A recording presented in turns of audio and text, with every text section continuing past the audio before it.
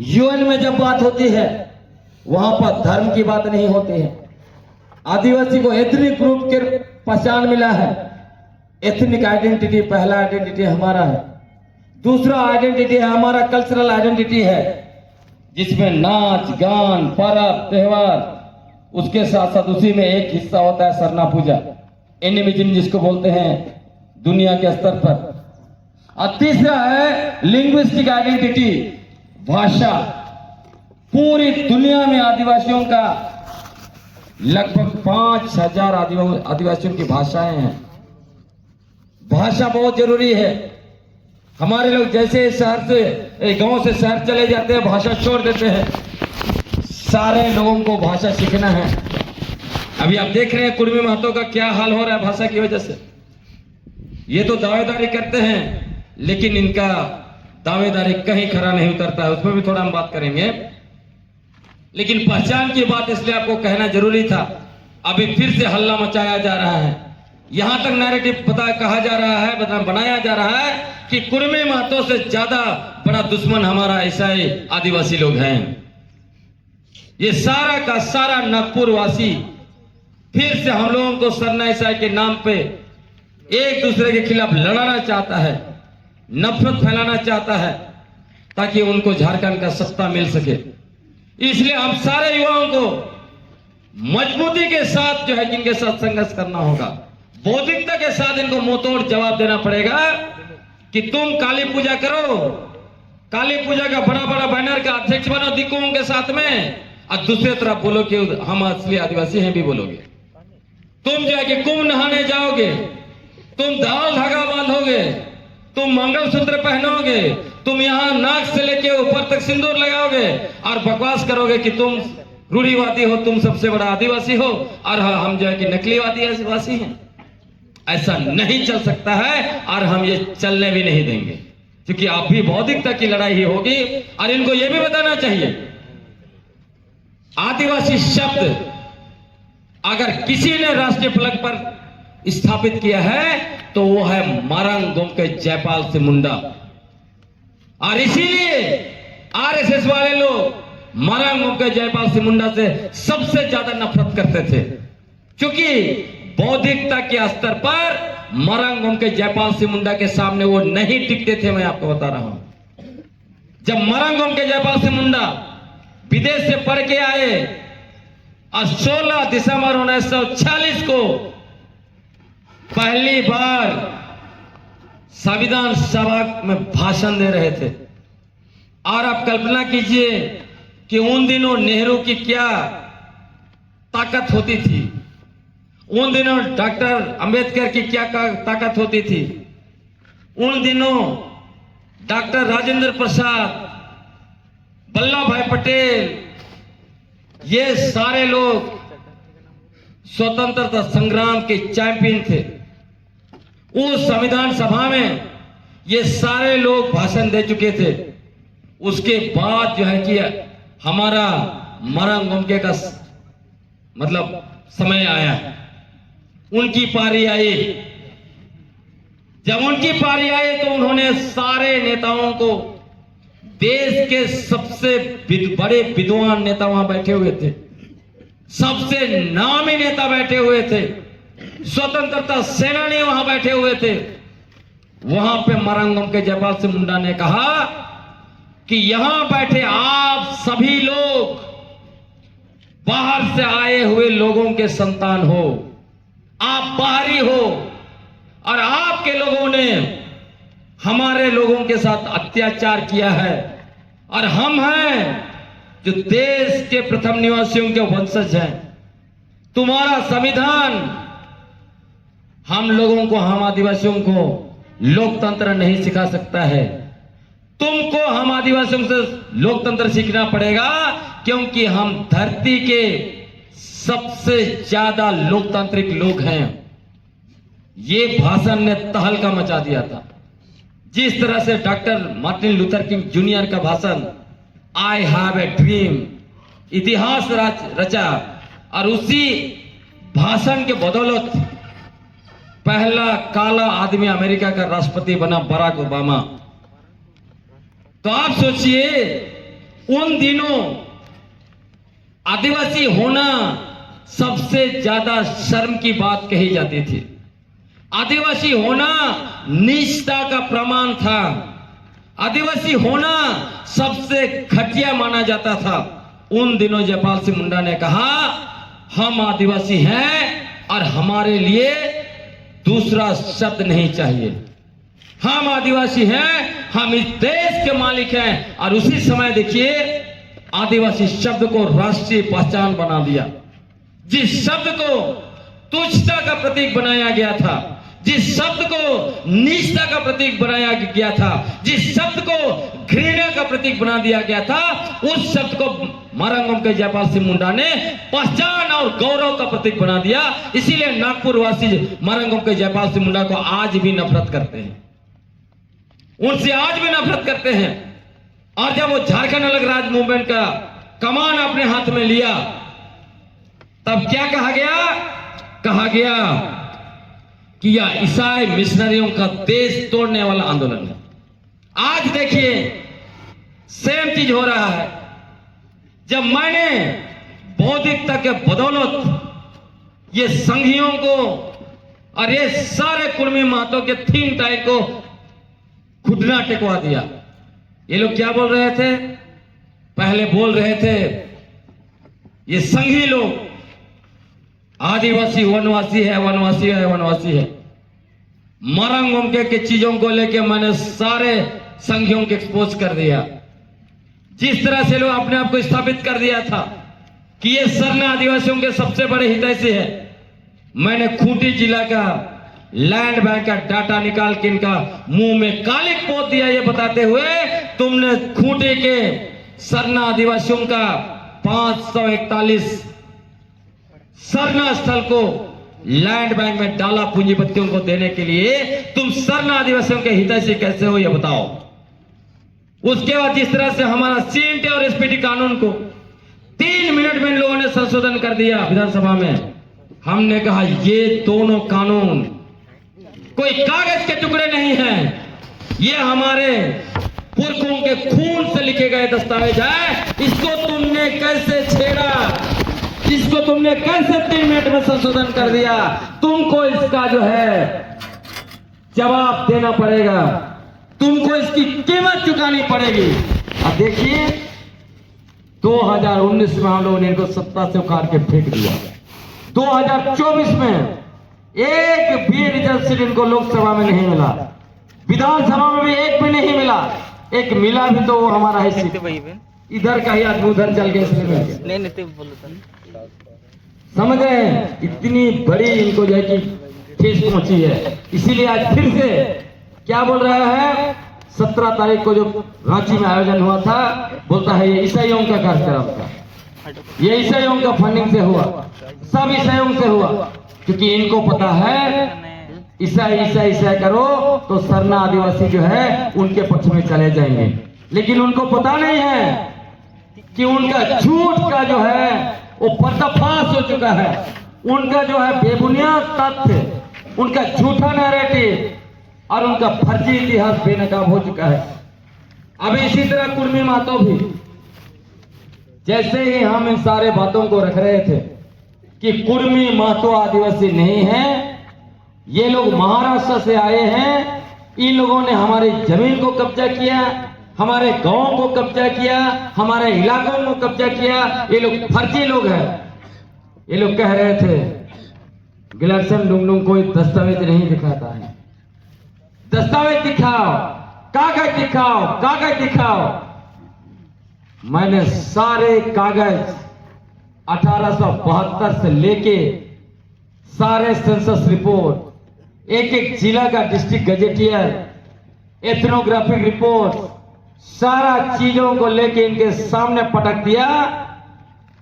इतना कागज दिखा दिया कि अभी जो है कि वो भागे फिर रहे हैं, हमें मुंह छुपा रहे हैं। चैनलों में, टीवी चैनलों में उनको बुलाया जा रहा है, मुझे भी बुलाया जा रहा है। जैसे उनको पता चलता है मैं जा रहा हूं, वो आते ही नहीं है। आप सोच लीजिए कितना इनको दिक्कत हो गया। उसके बाद इन लोगों ने कोशिश किया कि इसका चरित्र हनन करो, मेरा निजी चरित्र हनन करना शुरू कर दिया। कोई उनको लगा कि उनका चरित्र हनन करो, उसी में वो व्यस्त हो जाए। पर मुझे तो कोई फर्क नहीं पड़ता है, क्योंकि वो झूठ का पुड़िया लेके आते हैं, तो उसमें कुछ नहीं फर्क पड़ा। तब अभी फिर से उन्होंने शुरू कर दिया कि ग्लेक्सन डुंगडुंग ईसाई है, ईसाई है, ईसाई है। मैंने कहा तुम ईसाई बोलो चाहे कसाई बोलो, जो मैंने सवाल उठाया उसका तुमको जवाब देना पड़ेगा, मैं तुमको छोड़ने वाला नहीं हूं।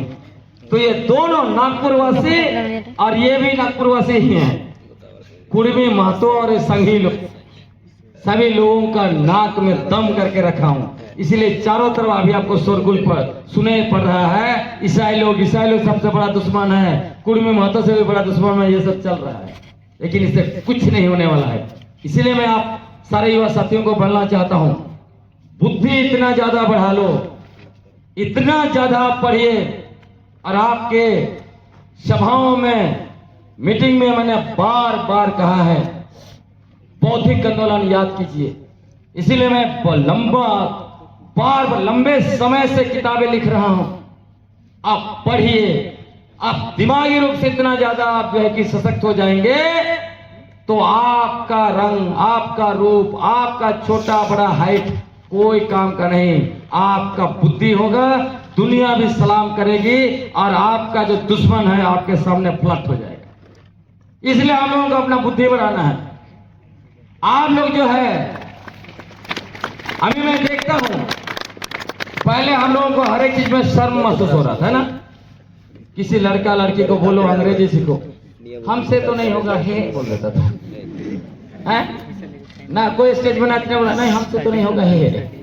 लेकिन अभी देखिए, आप लोग एकदम दमदार तरीके से नाच भी रहे हैं एकदम। कौन सा स्टेप आप लोग नहीं जान रहे हैं। इसका मतलब क्या है?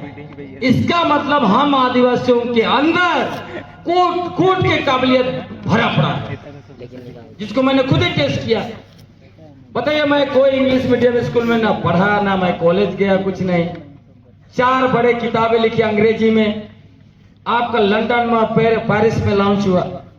बड़े बड़े यूनिवर्सिटी में मैं इंग्लिश में लेक्चर दे रहा हूँ, बड़े बड़े सेमिनार में इंग्लिश में लेक्चर दे रहा हूँ। 30 किताबें लिख चुका। काबिलियत है ना बिना पढ़े, बताइए। और हमारा किताब को कोई क्वेश्चन नहीं कर सकता है कि आपने कोई रेफरेंस नहीं दिया, या आपने कोई गलत लिखा, या कुछ लिखा, समझ गए। तो आपका आप एक युद्ध में वो काबिलियत है। बस इतने ही गलती हुई है हमारे माँ बाप से कि जब हम छोटे थे तो उन्होंने हमारा दिमाग में डाला, तुम ये नहीं कर सकते, तुम साइंस नहीं पढ़ सकते, तुम फलाना नहीं पढ़ सकते, अंग्रेजी नहीं कर सकते, कंप्यूटर नहीं कर सकते, ये सब भूल जाना है। हम कर सकते हैं, दुनिया में कोई ऐसा चीज नहीं है जिसको हम नहीं कर सकते। ये दिमाग में लेके चलना है ना। तो आप थोड़ा, हम कुछ और चीजों को आपको बताना चाहते हैं। मैं जरा समय देख लेता, समझ। दोनों चीजें हमें समझनी है, पेशा कानून और ये दोनों कुर्मी महतो का मामला, दोनों एक दूसरे से जुड़ा हुआ है। अभी मैंने बहुत से चीजों को अनुसंधान किया, तब मुझे पता चला कि यही लोग जो है, कुर्मी महतो लोग, पेशा कानून को लागू करने नहीं दे रहे हैं। जैसे ही अभी इनको समझ में आ गया था पेशा कानून लागू हो जाएगा, उन्होंने रेल टोका, डहर चेका और क्या क्या किया, और पूरा ऐसा माहौल बनाया ताकि पेशा कानून का जो मसला बैकसीट में चला जाए। आपको मैं बताना चाहता हूं, ये लोग नैरेटिव क्या बना रहे थे? ये नैरेटिव पहला बना रहे थे, बार बार कह रहे थे हम तो सरकार से मांग कर रहे हैं, केंद्र सरकार से मांग कर रहे हैं। आदिवासियों को तकलीफ किस बात का है कि ये लोग हमारे खिलाफ उठ खड़े हैं। उन्होंने यहां तक कहा कि भारत के इतिहास में पहली बार हम लोग ऐसा देख रहे हैं कि एक समुदाय लोकतांत्रिक तरीके से सरकार से मांग कर रहा है और दूसरा समुदाय उसका विरोध कर रहा है। ऐसा हमने भारत में नहीं देखा है, कहता है। लेकिन सबसे पहले उन्होंने ही हमारे अधिकारों को छीनने का काम किया, जिसके बारे में बात नहीं करता है। मैंने इनको बेपर्दा कर दिया। मैं आपको बताना चाहता हूं, आपको जानना चाहिए, हमारे लिए पेशा कानून बना 1996 में। पेशा कानून क्यों बनाया गया? पेशा कानून इसलिए बनाया गया क्योंकि हमारे इलाके में, अनुसूचित क्षेत्र में, आदिवासी इलाके में सामान्य कानून लागू नहीं किया जा सकता है।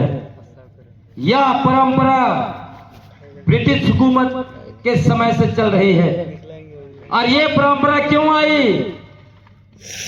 ब्रिटिश हुकूमत नहीं आई थी, उससे पहले जल जंगल जमीन पर, खनिज संपदा पर पूरे इलाके में किसका अधिकार था?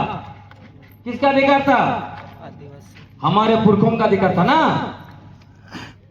कौन लोग यहां रहते थे? आपके पुरखे रहते थे ना। जंगल पर आपका अधिकार था, जमीन पर आपका अधिकार था, खनिज पर आपका अधिकार था। जब सरकार बनी, ब्रिटिश हुकूमत आई, तब क्या हुआ? हमारे दिमाग में कानून बना बना कर डाला गया कि जंगल सरकार का है, जमीन सरकार का है, खनिज संपदा सरकार का है, और हम लोग मान लिए। लेकिन बीच बीच में आंदोलन होता रहा। हमारे पुरखों ने कहा सरकार को हम नहीं मानते हैं, ये इलाके हमारे पुरखों के हैं। और इसी के बदौलत ब्रिटिश हुकूमत ने हमारे इलाके को वर्जित क्षेत्र और आंशिक वर्जित क्षेत्र घोषित किया। कहा कि आदिवासियों का अपना शासन व्यवस्था है, उन इलाके में हम नहीं जाएंगे, थोड़ा थोड़ा डायलॉग करेंगे, और उधर का शासन व्यवस्था थोड़ा चलाने का अधिकार किसको दिया? गवर्नर को दे दिया। और वही व्यवस्था 5वीं अनुसूची में आई। और उससे पहले 1874 में शेड्यूल डिस्ट्रिक्ट एक्ट बनाया। चुटिया नागपुर और Santal Pargana schedule district act में आए। अनुसूचित क्षेत्र जिसका आधार जनसंख्या नहीं था, जिसका आधार सिर्फ और सिर्फ हमारे पुरखों की पारंपरिक स्वशासन व्यवस्था, उनका संघर्ष और उनका बलिदान था। और उसी के बदौलत 5वीं अनुसूची, 6वीं अनुसूची आई संविधान में। और इस देश में जब पंचायत व्यवस्था आया गांधी जी का, तब उस व्यवस्था को हमारे इलाके में नहीं डाला गया। क्या कहा गया? उनके इलाके में उनका पारंपरिक स्वशासन व्यवस्था है, उसी को लागू करना है। लेकिन 1993 में हमारे एमपी लोग मांग कर दिया कि हमारे इलाके में चुनाव होना चाहिए। हमारे लोगों ने ही पैमाने किए, एमपी लोग, सांसद इसको बनाए उस समय में। नहीं तो हमारे यहाँ चुनाव नहीं होता, पंचायत चुनाव नहीं होता, हमारा पारंपरिक स्वशासन व्यवस्था ही चलता। उनके मांग के आधार पर भूरिया कमेटी बना, और भूरिया कमेटी ने हमारे ऊपर चुनाव थोप दिया। उसके बावजूद उस पेशा कानून की मूल भावना क्या है? मूल भावना है हमारे पुरखों की पारंपरिक स्वशासन व्यवस्था को शासन की शक्ति और अधिकार देना। पारंपरिक स्वशासन व्यवस्था जानते हैं आप लोग? मुंडा मान की व्यवस्था सब नहीं सुने हैं? पढ़ा राजा सब नहीं सुने हैं?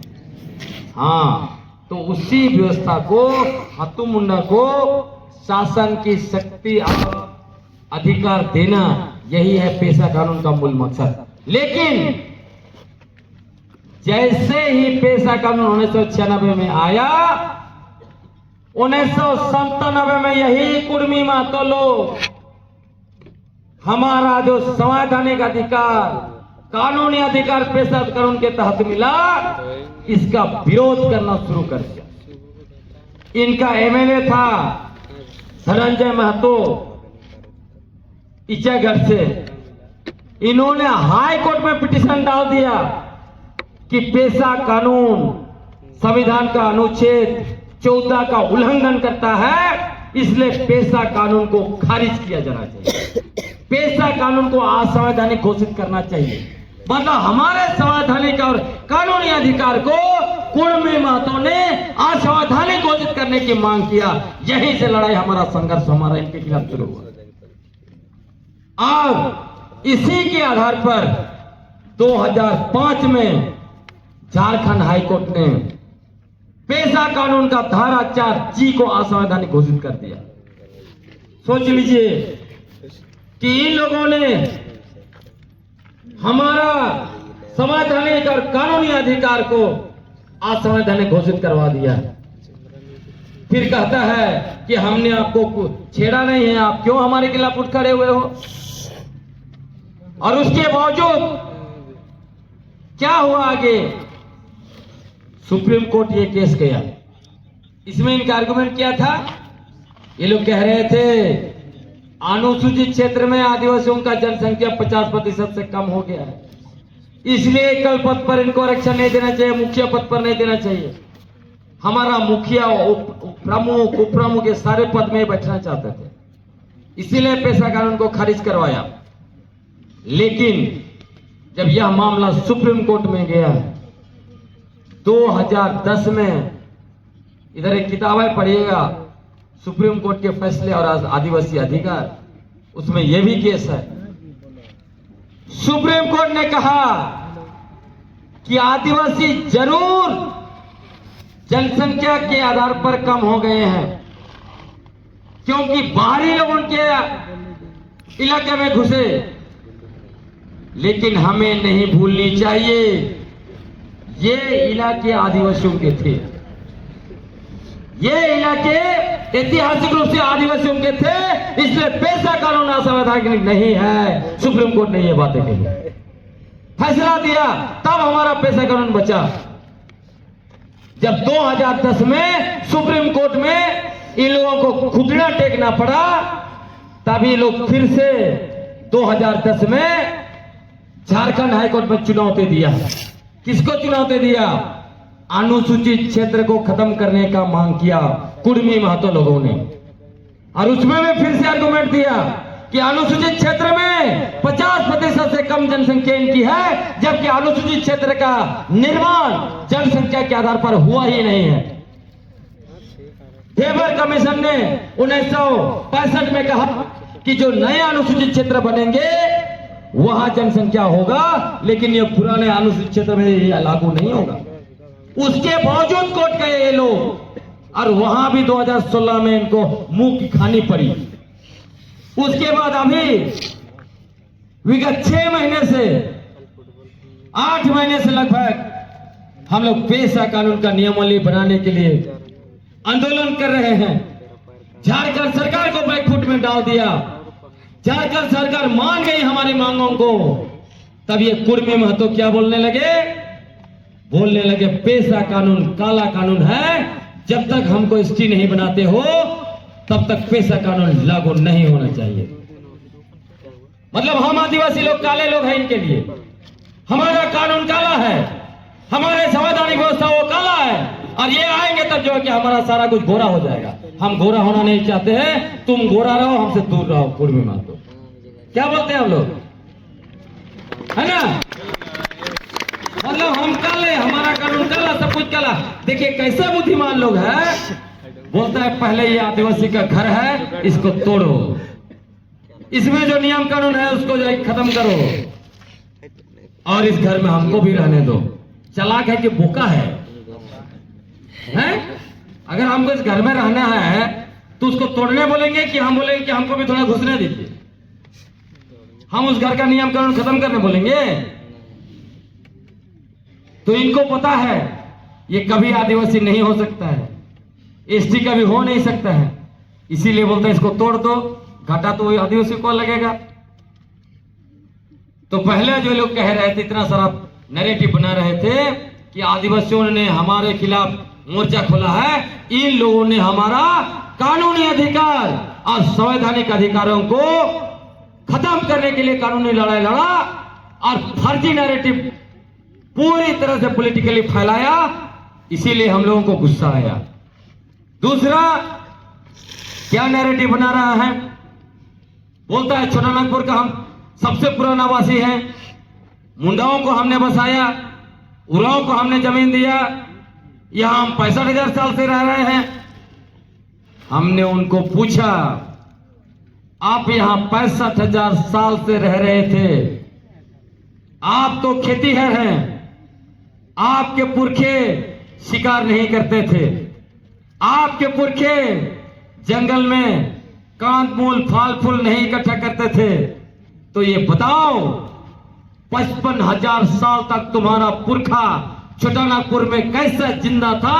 क्योंकि छोटानागपुर में अनाज उगना 10,000 साल के अंदर में अनाज उगा है। सवाल है कि नहीं है? तो मैंने कहा कि 55,000 साल तक आपके पुरखे यहां क्या पत्थर खा के जिंदा थे? इनके पास कोई जवाब नहीं है। ये लोग कहते हैं 65,000 साल पहले हम आए।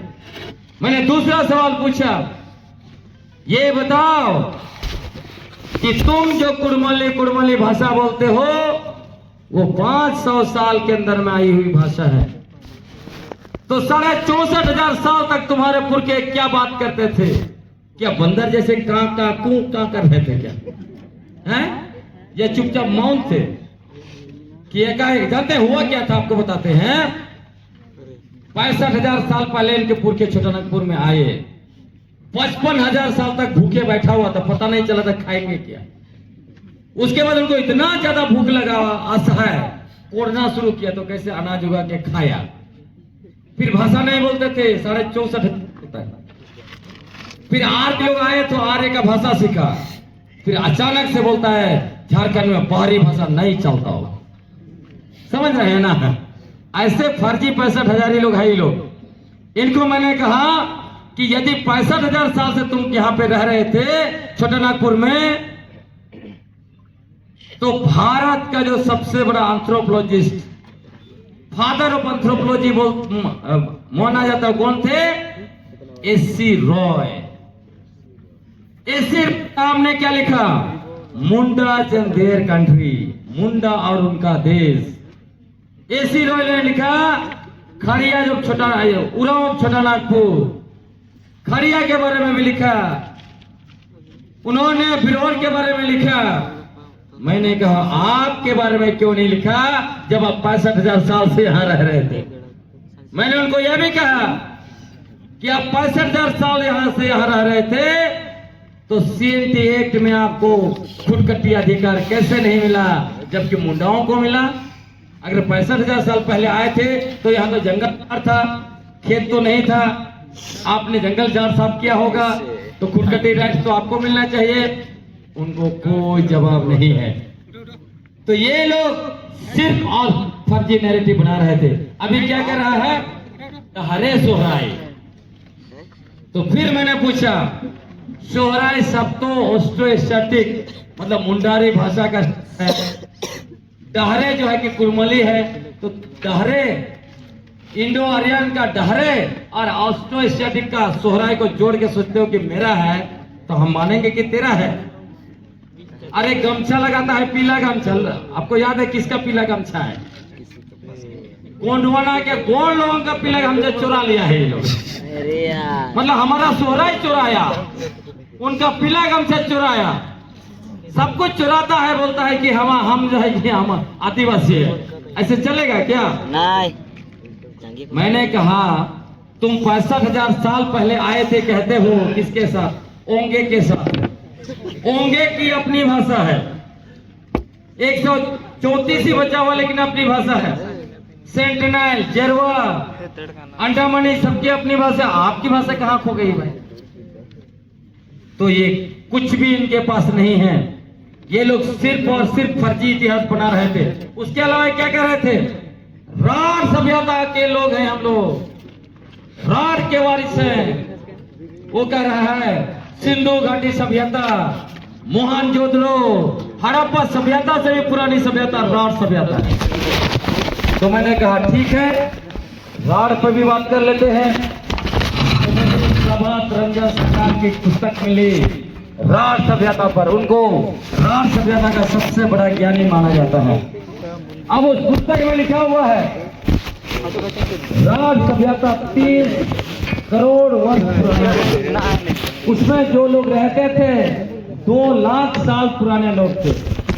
तब मैंने इनको कहा 65,000 लोग ये बता दो कि तुम बोलते हो एक तरफ 65,000 पहले यहाँ पर आए, आज 30 लाख साल पुराना सभ्यता तेरा कैसे हो गया है? तो ये लोग कुर्मी मातो लोग सबसे बड़ा जो है कब्जाधारी लोग है, राम सभ्यता को कब्जा कर लिया। और सबसे बड़ा बेइज्जती बात 23 सितंबर को झारखंड का गवर्नर को बुलाया और मंच पर लिखा था राढ़ सभ्यता, राढ़ माटी, राढ़ राढ़। जब से मैंने इनको राढ़ की असलियत चीज मतलब सामने लेकर निकाल दिया, अभी राढ़ भूल गए ये लोग। और जब से 65,000 पर भी मैंने इनको खोल दिया है मोर्चा, सारा पत्ता खोल दिया, 65,000 भी भूल गया। गहरे सोहराय पर भी मैंने बोल दिया है, अभी देखिएगा सोहराय भी भूल जाएगा ये लोग, गमछा उतार के फेंक देगा कि लोग आए नहीं कुछ नहीं। तो सब चीज को अपना बोलता है। और भी मैं आपको बताता हूँ असल खेल क्या है। असल खेल मुझे पता चला कि जब पत्थलगड़ी पर मैं पढ़ रहा था, और आपको जानना चाहिए कि ये 65,000 फर्जी लोग कैसे आपके चीजों को कब्जा किए, आपके कुटुंब को गांव का गांव कब्जा किया है। इसीलिए पेशा कानून को लागू होने नहीं दे रहा है। अंत में पेशा कानून का प्रोविजन में बता दूंगा, फिर आपके पास सवाल जवाब होगा कुछ समय। आपके चीजों को कैसे कब्जा किया है, क्योंकि मैं चाहता हूं आप जाने, इसलिए सिर्फ क्रांतिकारी भाषण देके मैं निकलना नहीं चाहता। आपने क्या डाल्टन को सुना है? डाल्टन का नाम सुना है? नहीं सुना है? डाल्टन को पढ़िए। डाल्टन एडमिनिस्ट्रेटर भी थे ब्रिटिश हुकूमत में और इथनोग्राफर थे, और सबसे बड़े एंथ्रोपोलॉजिस्ट में से एक थे जिन्होंने सबसे ज्यादा लिखा है। और पूरी जो सभ्यता आदिवासियों के बारे में, दूसरों के बारे में जो इथनोग्राफिक रिसर्च जो शुरू होती है उन्हीं से शुरू होती है। जैसे आप होपमैन को सुनते हैं ना, पढ़ते हैं उनके बारे में। डाल्टन का आप पढ़ेंगे तो पढ़ के कभी आप माथा पकड़ लेंगे कि एक विदेशी एंथ्रोपोलॉजिस्ट को, इथनोग्राफर को कितना ज्यादा पता था उस समय में, जो आपको भी पता नहीं है आपके पुरखों के बारे में, आपकी भाषा, संस्कृति, आपका अस्मिता के बारे में जितना डाल्टन ने लिखा है। मैं